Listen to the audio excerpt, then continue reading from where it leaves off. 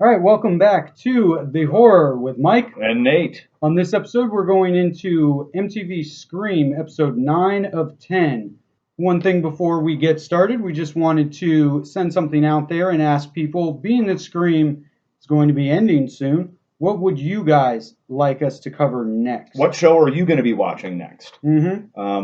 We got a lot to choose from. That's the thing, too. We'll probably be doing pilot reviews of everything. Right. But which ones would you guys like to see other than the ones we're already going to be watching as fans, which is Ash, possibly American Horror Story. I don't know. We'll see about that. Yeah, I mean, and we're talking dark shows here. Don't say that you're going to watch Teen Mom. I mean, that's great if you're going to watch like a Teen Mom or whatever, but that's not our raison d'etre. Yeah, so horror related. Yeah, something dark or involving stabbing to some degree. Yeah, stuff like that. And you can let us know Twitter or Facebook at FrightFlix, or just leave us some comments on this video or any of the videos on our YouTube channel. And we would also like to remind you, just go click over and check out our other things that we work on, which would be Roomies. This is the animated show that I make with JoeBlow.com. I'll put a link in the comments. Yeah, check out Roomies. It's a really funny webtoon.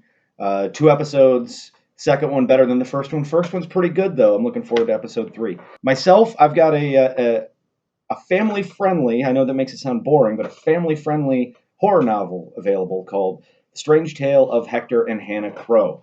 It's a good way to get younger and middle readers involved in something spooky without a lot of blood and guts. And you can get more information on that at my website, welcome to strangemanor.com. On to the actual episode review, season 9 of 10. Again, penultimate episode. This should be a big one. You know, the last 2 episodes, episodes 7 and 8, I think were the 2 best episodes the series has done. Yes, definitely. And there was some real momentum going into this penultimate episode, which should have brought that momentum to a crescendo leading into the season finale. Which I really do think the reason, and we've talked about this, is that they got confirmed for a season 2. Yeah, so you were telling me that the same writer was credited for episodes 9 and 10, so maybe... Yeah, Jill Blumen, whatever, wrote the pilot, wrote the second episode, and is writing the last 2. So she's there to wrap everything up, yeah. And in so theory. My theory is that she wrote episode 9 and 10 that would have built everything up, and then the 10th episode paid everything off. But then at the 11th hour, they got notified, hey, you're doing a second season. Don't wrap it up. We just can't have this. So they took her episode 9 and spread it out and made that episodes 9 and 10. And whatever big stuff was going to happen in episode 10, they're just going to push back and probably spread it out over a season 2. Yeah, exactly. That's going to be... So we have a unfortunate ongoing theory, which we'll get into a little bit more at the end, of where we think episode 10 is going, structure-wise. But we'll get to that at the end. Stick around. This episode, very fucking exciting now. As horror fans, directed by Ty West. This is the biggest horror name they've had attached to the show yet. They've had a couple of respectable horror names attached to the show, but Ty West, he's sort of big. Yeah, to be swimming in this pond. Oh yeah, definitely. It surprised me a lot. I'm pretty sure this is the only thing that he's done. One that he didn't write himself, and two other since Spring Fever, Cabin Fever 2. But you guys check out a whole nother story on that bullshit. Yeah. Anyway, and doing TV, so it's really cool that he came around for Scream to do it. So hopefully he'll come back for more in the next one. It really didn't feel like Ty West. I'm not saying it's not a well-directed episode. That's probably, spoiler alert, the best thing I can say. Yeah, that is sort of its saving grace. I personally felt that there were a few scenes that he really brought atmosphere, a little bit of a charge to, that maybe wouldn't have been there with one of the other directors they had this season. Although I really did, the last 2 episodes with Rodman Fletcher, I think, who did Idle Hands, and then the girl who did, Lee Janik, who did Honeymoon. Check that movie out, Honeymoon. I thought did really good jobs too. I actually think that they did better jobs than Ty West, but Ty West, of course, did a really fucking good job. Personally, and I'm not disagreeing with that. It's so close. I just think that they had more to work with. Like, their episodes had more meat, And this was real thin. This was it felt like half an episode. It really did. Yeah. It really did. It really felt like watching Deathly Hallows Part 1 or Kill Bill Part 1, less than Kill Bill, because that kind of wrapped up. Half of a story is all we really got this week. So it's almost like, hey, let's review half of an episode. But let's get on to the good stuff, which is that it opens up with a flashback, which I don't know, a flashback excited the shit out of me because I didn't anticipate a flashback, and I've anticipated fucking everything that this show has done. So I was like, oh, fuck yeah. The thing about the flashback, real quick, as far as the timeline goes, says that the person went into the municipal records, stole the mask, and was basically getting ready to carry out, I would think, their murders on the 20-year anniversary. Because it's weird that this is 21 years. They were going to carry it out last year, then something happened that stopped them from being able to carry it out for a year. So I haven't been able to fully research who has a story that was like, that tied them up for the last year. Maybe it was Piper getting the job as the podcast serial host. Girl. Yeah. After she got out of college. Didn't Audrey's mom get cancer? Isn't she laid up with the cancer? Mm-hmm. Maybe that happened a year ago. Right. Which killer theories, fan theories we'll go into. We're not taking back our picks for theories. We're just stating some other ones, and we're just, again, food for thought on what we've learned in this last episode. So check out Killer Theories Fan Edition, another video coming out soon, probably 2-3 days after this one. We start with the flashback. The flashback was really cool because he used what looked like a fucking GoPro for a POV, which was awesome. Yep. It was like, I would almost say innovative, because we've always gotten POVs in movies, let alone slashers, but to make it a GoPro style POV that looked more like found footage mixed with non-found footage. Unless the person literally was taping what they were doing. It made me think, it gave briefly like this technological edge to what you were watching. And it made me realize, why weren't they doing this the whole season? Adding little things. Showing somebody typing out a status or sending a text message, showing brief shots with through like a GoPro. Gloved hands and shit. Yeah. Those little aspects would have really helped. But I like, for that reason, that's why I like that opening, though.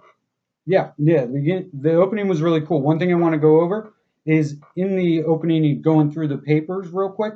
If you pause it on the papers, and I'll put up screenshots of that, probably on our Twitter. Follow us on Twitter. Please do. I've been waiting for you to put up those screenshots. Yeah, I know. I'm busy. Sorry, I didn't even get to shave before I did this. So what were you? Neither did I. Right. But I'll go ahead and ruin what they say, but I'll give them as proof of whatever. That the paper, the first one basically says that Brandon James, they looked for his body. It wasn't in the lake. It wasn't in the woods. They abandoned the search. Brandon James is not dead. Yeah, we already knew that. Yeah, we could tell you. It's good to have visual proof of it, though, I guess. Well, pretty much, that's what I'm saying, is you need visual proof of everything. I don't trust in storytelling if there's not visual proof. You could, again, go as far as to say is, oh, well, someone could have written that and put it fake into the, usually... We already knew he wasn't really dead, so... Yeah, usually visual proof is, for the most part, unless they're cheating, confirmation on something.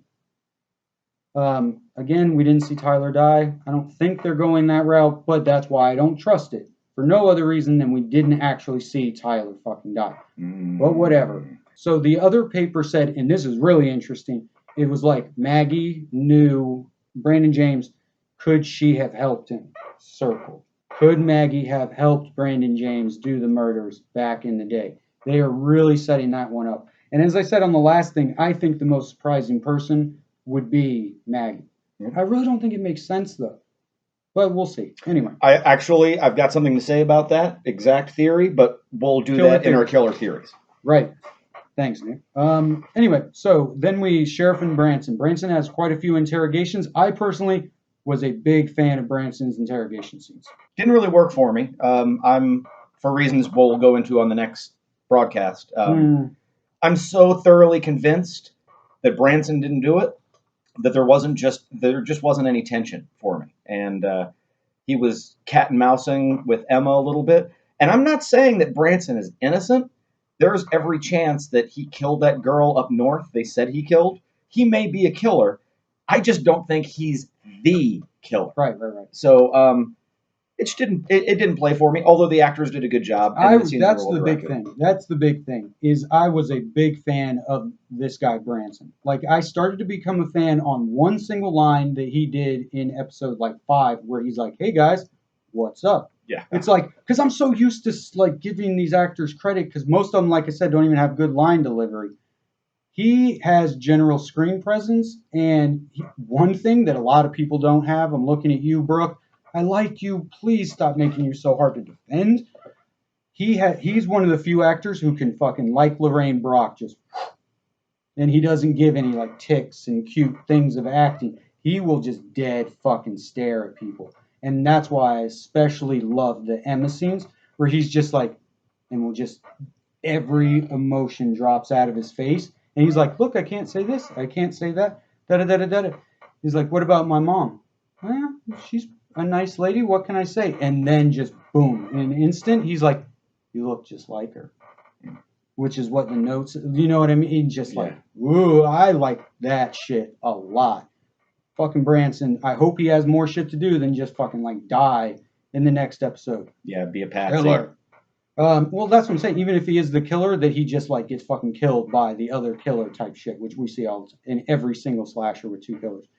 Sheriff and Piper. Sheriff's a smoker. That's the only thing I really wanted to point out about that. Yes, I pointed that out on our live tweet the other night. By the way, this last Thursday, and for this coming Thursday, or this coming Tuesday night. This coming Tuesday night for the Scream finale, we're going to be live tweeting it with the hashtag FF Scream. Yeah, we'll be doing it. Join in. We'll be doing it at 11:59, because then we can and you can DVR it, tape it, record it, and we can watch it through with no commercials, starting at 11:59 Tuesday night.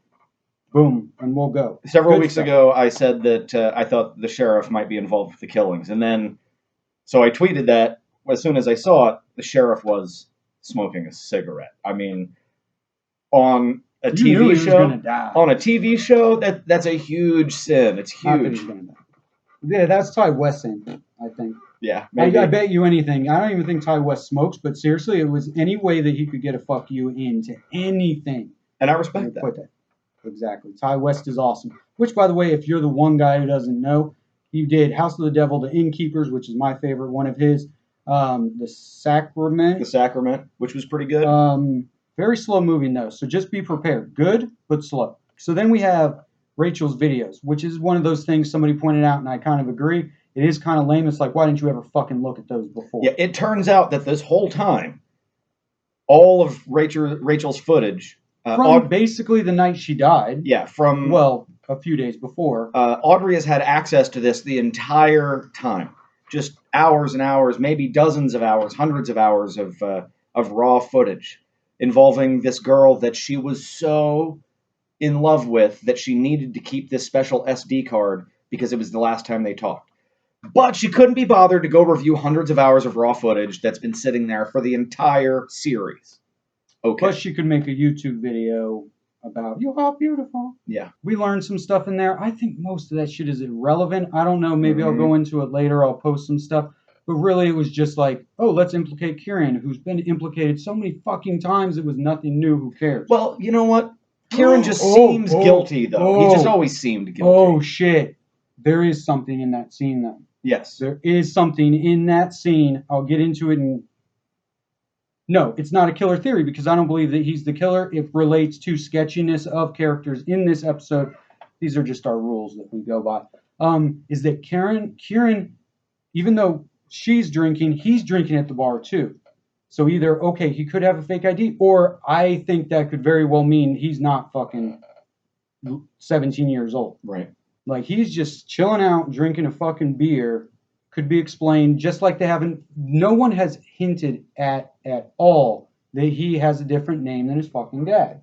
And again, it's very simply could be revealed as, oh, me and my dad got into a fight and I took my mom's last name. But no one has fucking pointed that shit out. That hasn't really bothered me because the family ties in this show, like, like we know hardly anything about the relationship other than Emma and her mom, and a little bit the sheriff and Kieran. Yeah, fair You enough. know, the mayor turned up a few episodes in, and then you got a little, and now the mayor's just sort of gone. Which re- Audrey's dad shows up for like one scene.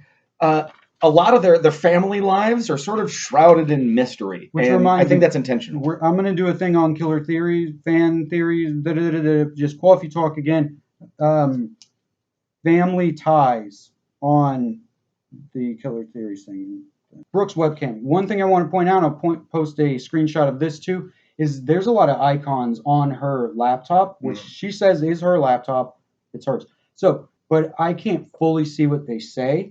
But I know some of them say Nina. Some of them say there's some incriminating shit on there. Brandon James's mom.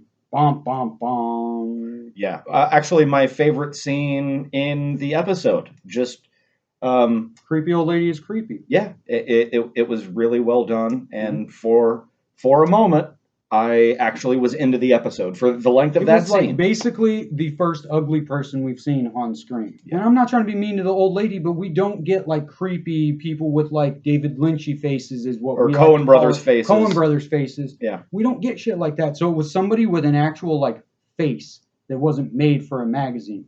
Little things, but still mean a lot to us. Yeah, that's absolutely what makes Coen Brothers movies what they are.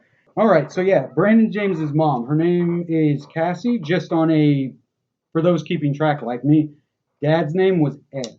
So again, just for those keeping track, no mention of Troy.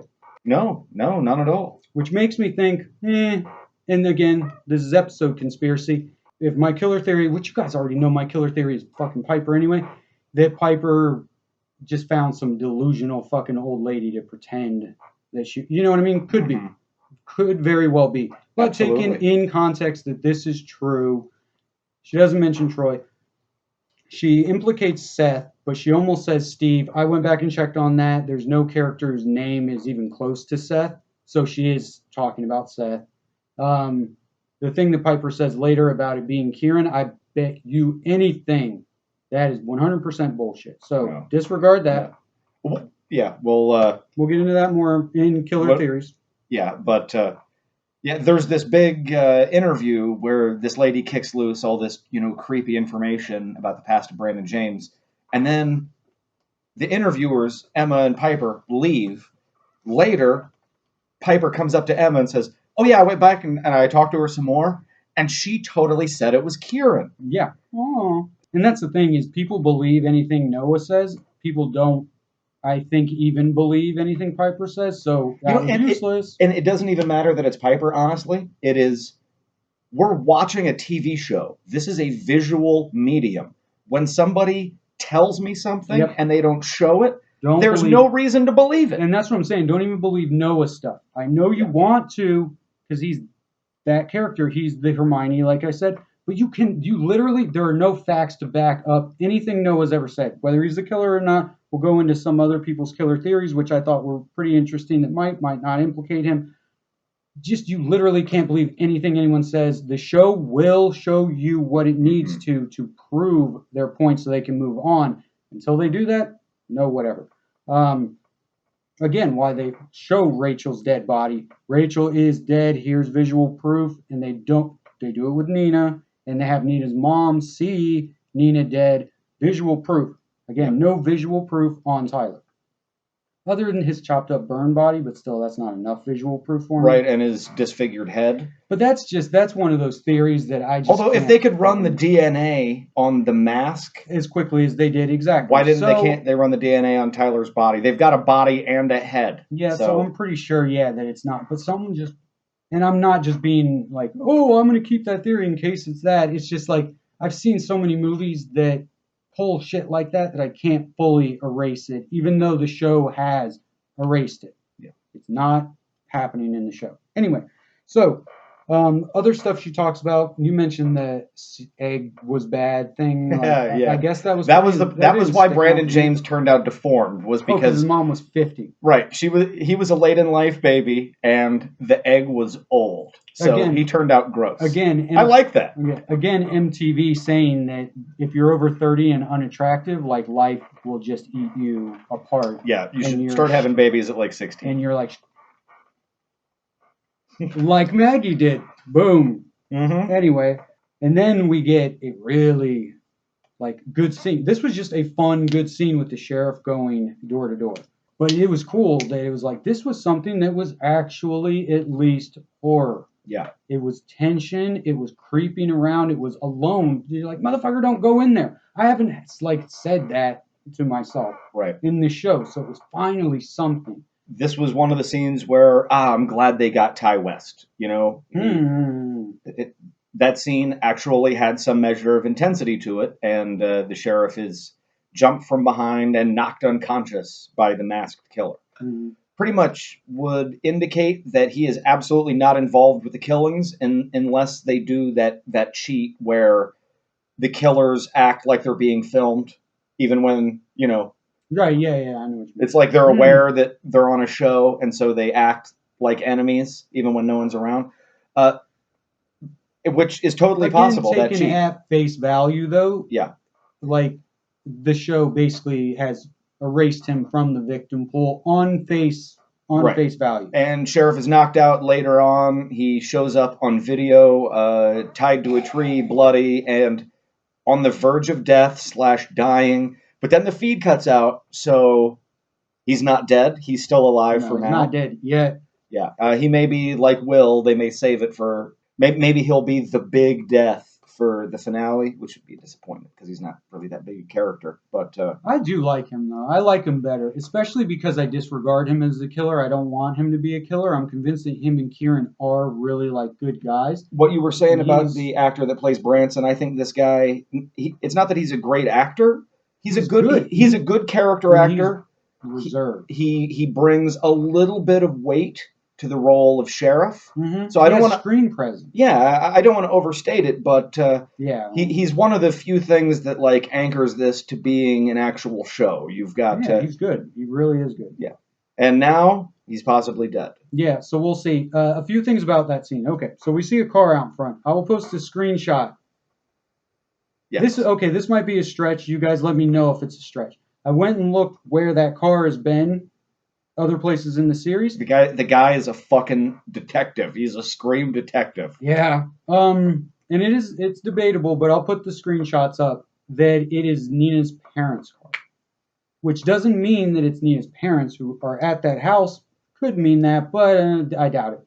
What it means is that either Kieran said he took the keys, which I hope it's not Kieran, but somebody stole Nina's car or Nina's parents' car. Anyway, it looks like the same car that Nina's parents drive up in the first episode. And again, all your big clues are hidden in the first episode, but not since it got confirmed for a season 2. Right. We'll get into that a bit at the end about why we're all in trouble now. Season 2 is the worst possible thing that could have happened to season 1. It really is. It really They should have let the season end, and then like the day after they finished the season, then they announced a season 2. Whatever. Anyway, we'll get to that at the end. Just a few more things to cover. Also, the sheriff finds the laptop with all the stuff. It's definitely the killer's hangout. If you look at the place, it looks like somebody's home, of course. Now, if you look at the decorations of the home, one, whose house haven't we seen? Which I'll get into some more of that on Killer Theories. But there's a lot of hunting paraphernalia. And who has a gutter and a splitter? And whose house haven't we seen? And if you look at what we can see of Jake's house, which I don't think it's Jake. Again, I already did my final Killer Theories. Food for thought is all this is. It looks like the same design architecture of the Jake and Brooke house that they're in. Because we haven't seen Noah's house either. I'll get into that a little bit more. But Noah at least doesn't seem like the kind of character whose parents or him were hunters. And there's like multiple buck heads up on walls and fucking doves and quills and shit. Anyway, and then we move to the dance, which had that Pulp Fiction thing, which I didn't like, being that it's like, oh, fucking Pulp Fiction, no horror, but calling it Pulp Fiction. But in execution, I like it. The best thing Kieran has ever done is that Travolta hair. Kieran is a fucking pimp. Don't kill him and make him a good guy. I love that Kieran hair. He's a good actor. He's charismatic, and just he's so fucking shady that would be so lame for him to be anything other than the best person inside his heart of anybody else on the show. That him taking Nina home and not hooking up with her drunk or what, that is really his personality, and he's that good of a fucking guy. That's what I want to see. Anyway, so yeah, he was a hell of a pimp as John Travolta, and it was fun, and it was whatever, and I liked that Noah prompted it, and it was just in execution. I was like, this works. This is fun. It was a good moment, and retroactively, it sort of taught me that something that this whole season could have used was little good moments. It is okay to interrupt the drama with a little bit of fun, something that's cute, something that's just entertaining.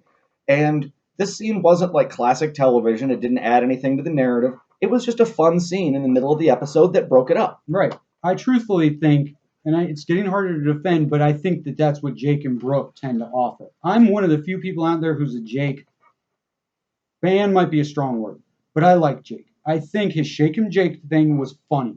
Like, that obviously wasn't supposed to be anything other than he's such a douche that he's funny now. His whole interactions with Brooke are getting better. I like Jake. I think he works as a slight deadpan comic relief.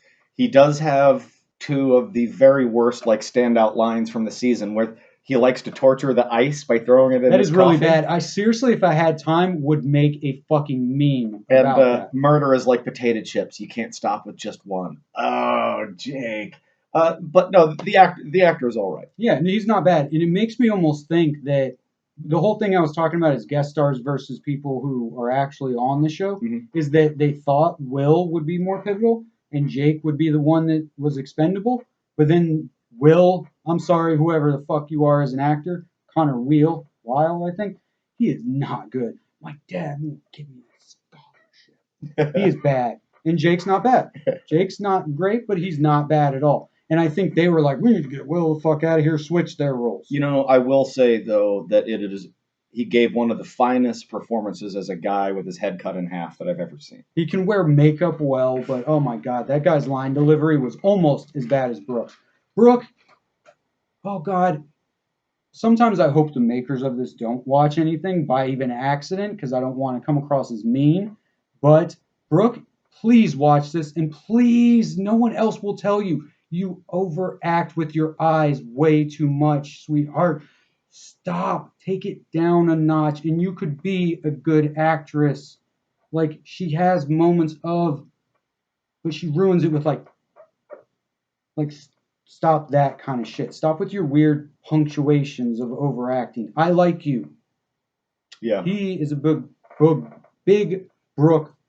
Yeah, on the live tweet, half my tweets were like, come on, kill Brooke. This is the week where we kill Brooke. But we didn't kill Brooke. I like Brooke. I'm team kill Brooke. Plus, Brooke is hot. She is. I'm going to have to edit that out if she's 17. But I have a feeling she's older. Because just 18-year-olds are harder to... Under 18 is harder for the rules of filming. Yeah. How many hours they can work. So that's why teenagers... Just something for you if you never knew. That's why teenagers are always a bit older. Is because there are certain rules for 18. Yeah, they can only work 4 hours a day or something. Yeah. So I assume Brooke is overweight and she's pretty hot. Anyway, so we move on from the dance to a slow, awesome, lingering hallway shot, which Ty West loves. Yeah. Slow, lingering hallway shots, and I eat them up. And it just turns around that corner and reveals not the goriest, but a very strikingly violent. A violent tableau of the aftermath of Branson's escape. And was that Mike Newsom? Deputy Mike Newsom is his name. Was that? Damn, it's hard to really tell, but that's too bad. As far as I can tell, yeah, the only black guy in Lakewood, one of the cops, was It looks like A bound. fucking like X-Acto knife. Yeah, he was bound to the bars. His hands were bound to the bars, and he was eviscerated, and there was blood everywhere. A lot of blood.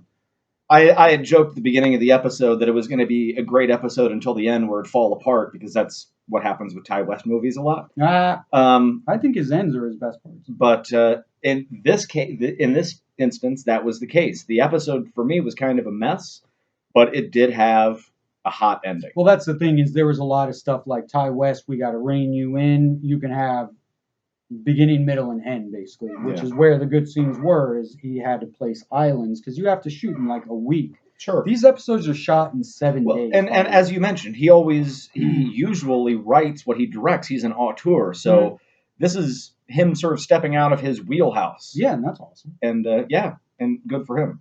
Yeah. So anyway, Branson has escaped. One thing they didn't mention, and it could mean something, it could not, is that the mayor's in jail too, which fits into the thing I talked about last time, that Branson got caught to the Joker be in jail, which doesn't make sense. It didn't make sense in any of those movies. No. It's like, if your whole point is to get in jail, why don't you just get into the fucking jail and steal him? You don't have to be in bars. That's just one thing. You don't have to have the formality of being arrested, especially since the killer has already demonstrated familiarity with the police station and killing somebody right next to it. Right. So on top of the motherfucker. Yeah. Well, whatever. I personally think, for the record, that the mayor just probably won't be mentioned or like written off in a sentence. And that very well could be. Yeah, like Detective Brock, like, oh, this person, that they can actually act, and it seems like their character is going to, oh shit, they're gone. Which, by the way, let me point out, just because I don't know if I ever did, I really liked Brock, and I really miss Brock, and like, I don't know. It's like sometimes you watch something and something won't leave your mind. Right. Brock, for some reason, is one of those elements for me from this show, where I'm like, I want to see her in more. I want to see her in the show more. I like Brock. Plus, she was so proactive, and she was actually getting shit done, and they were like, you're getting too much done. Yeah. Like, because that's literally what it is. I'm not trying to be an asshole, but like, that's why they had to get rid of her. Not that she was a bad actress, not that her character wasn't important. Her character, to do her job, would reveal too much information. You know, and this will tie into something that we're going to talk about after we turn off the camera, but a competent police officer or detective has no place in a slasher movie or TV show. Which is it upsets the apple cart, because you can't start injecting too much logic and forensics and procedure and like actual cop shit. Like, all the tropes of a slasher movie would fall apart. But possibly you could. Well, I'm of the opinion that you can. Maybe we can, but nobody has actually done it yet. That's why Brock's gone. So overall, let's rate the episode. What did it, like, in the overall structure of Scream? I've been giving him mostly 7s, so this was a 6. I'm gonna go 4 out of 10 on this episode. Had a couple of good scenes that I really liked, but as I said, the last 2 episodes, solid 7 out of 10. Those are the highest ratings I've given it all season. They really had momentum going. And this episode, although it had a couple of really great moments and a couple of good developments, it really just cut that momentum off at the knees. And I'm not super psyched for the finale next week. This episode felt like they were kind of playing for time, and now I expect that next week is going to be not like a big finale, but like an episode. We'll get into that's what we'll get into as kind of an extra thing after we do our review thing. But I agree with what you're saying. It just wasn't enough to take it down enough, being that I was a really big fan of those 3 big scenes that I mentioned, the information that was revealed and how it was revealed. And the big thing that's the difference is I was a big fan of the 2 Branson interrogation scenes. More, actually, the first interrogation scene, that'll show you what I mean by what I think is good acting versus what isn't, is I think the Emma scene was very good. If you watch him, Mr. Branson, the actor in the sheriff scene, he's doing that stuff that I don't like, that too many people who play killers do, which is Right. And now, like, I'm acting like a killer. And messing with eyebrows and just being way too, like, calm and smooth and like, you know, how did you not realize it was me? Yeah. Type thing. And he doesn't do that in the Right. second part. The Hannibal Lecter, oh, now that you've caught me, now I'm I a have the upper totally hand. different person Yeah. who's like manipulative and like slick, and I hate that. But if you watch the Emma scenes, he perfectly acts like he doesn't know what she's talking about, but still, them fucking eyes, man, good ass job. Love that scene. Watch the two of them together, get an indication of what I'm talking about. So that wraps us. No, it doesn't actually, because we want to talk about what we think uh, episode 10 is going to involve and what we think is potentially very bad news for us in episode 10. Honestly, maybe we need to edit this out. I think that should be its own little, because that'll be another 10 or 15 minutes. I mean, You think should so? Okay. we? We're going to make a whole new video of that, actually. Yeah. A little behind the scenes for you. Nate comes up with the ideas, we just implement them. I mean, because now that you mentioned it, like, that sounds like something that we're both going to want to expound upon. Okay, fair enough.